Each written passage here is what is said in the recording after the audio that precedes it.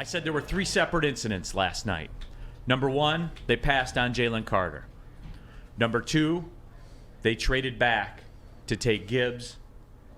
And number 3, they took Jack Campbell. Those are the 3 incidents that happened. I want to tackle them one by one, D-Mac.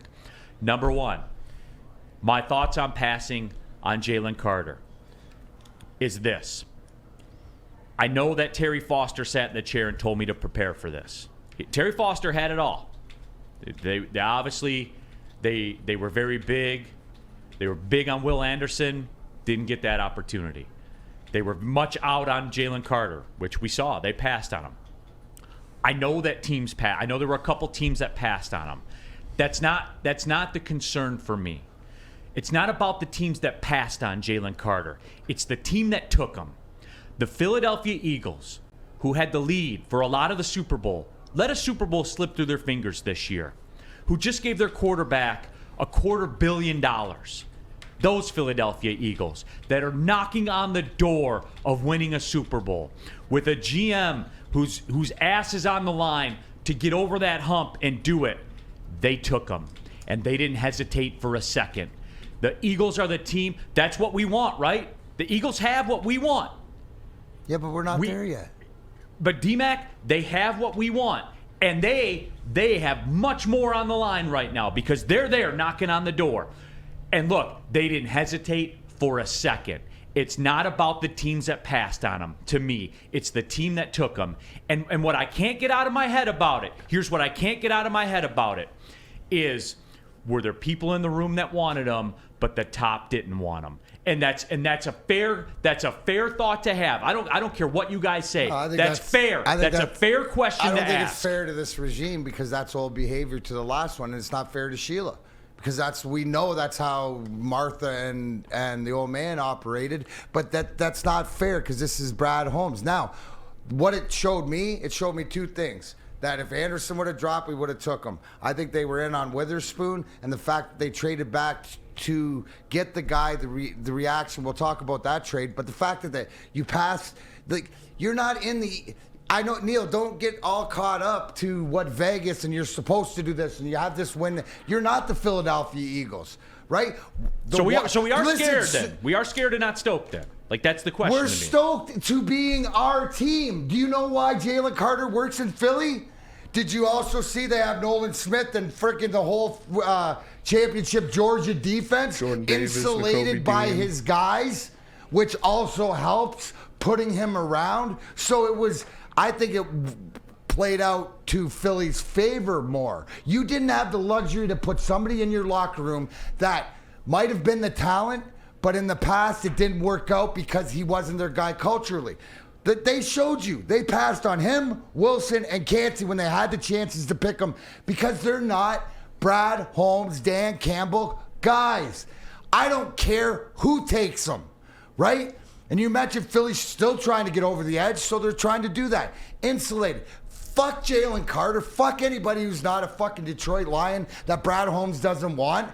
And but you explain it like I'm not worried about what I'm going to worry about what everybody else does. Maybe that's the problem. How about we just worry about what we're doing? And if you are skeptical to what they chose, not to what everything else is doing. And I think that no, your PTSD can bring it up, but then you have to say, but Sheila doesn't mean you can't ask the question. Gabby asked the question. Brad Holmes, was there any influence from the ownership and get laughed at?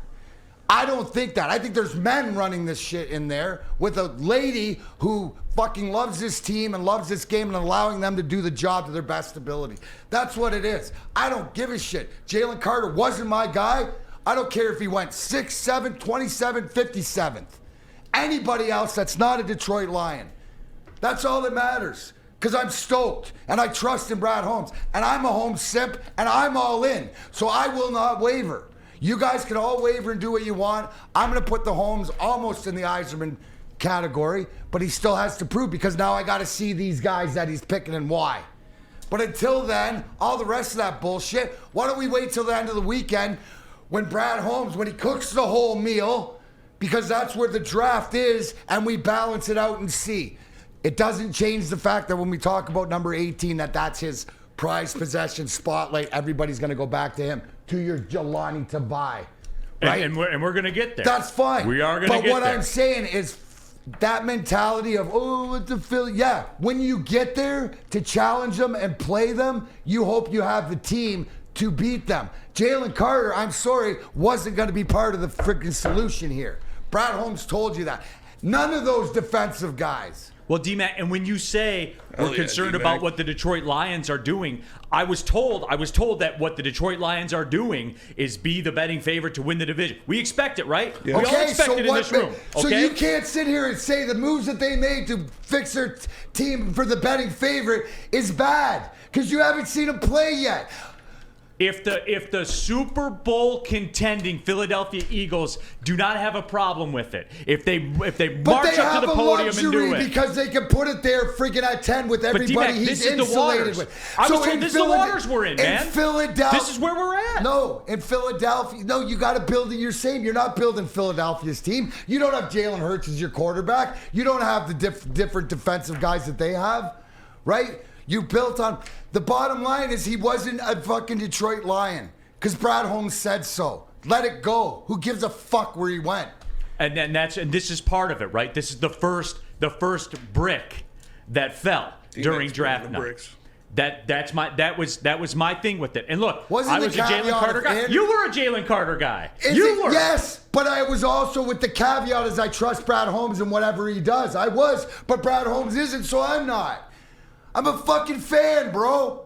I'm a fan who trusts the process to the GM of building the team because I see that there's competency there now. So I have to trust them. I don't have to like it. And that's fair, D-Mac, because you just I'm got on the smacked same by way. the step parent. You know what? It hurt me more than it hurt you. You got it? That's what happened to us yesterday. You and Brad Holmes were the cool dads. We were the cool dads. You just got uncle. fucking slapped. And you spanked me. Right, for acting like an idiot. You know what? And it hurt me more than it hurt you. That's where we're at.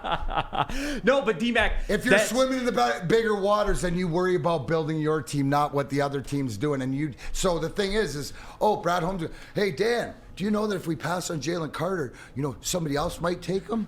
Jose Vasquez says that's some tough love right there. And look, everybody can be all worked up and stuff like that. The years of this, right? And that's okay. Like the PTSD thing, it did come back. When they did not take Jalen Carter, it came back. I got Randy Moss vibes from it. Yeah, all these I did. Yes. And that's fair. And I'm not saying don't feel what you feel, but then process it to the fact of what the reality is it's these guys aren't. Do we just sit up here and talk every freaking day about are we trusting him or not? And it's just like smoke and mirrors, or that it's different, but everybody doesn't believe it's different and they want to treat him like the old. He's earned this until he hasn't. It's the same way I say about Steve Eisman doesn't make the playoffs next year. I'm the first one down his throat. Brad Holmes, these guys end up bust, or they don't help us get to the promised land and win the North and do all the stuff we're supposed to do. Then I'll get on his ass too. But now's not the time. And here on Mark M says, Neal Ruhl, are you a Brad Holmes simp or not? What is it? It's fair for me to have those feelings. Yes. I don't care what you guys say. It's fair. It is. I lived through the Randy Moss thing, passing on Randy Moss only to take Jermaine Crowell, like 15 picks later or whatever it was. I lived through that. And to make it worse for this. What did Brad Holmes trade to get that? Oh, shit, it wasn't him. Again.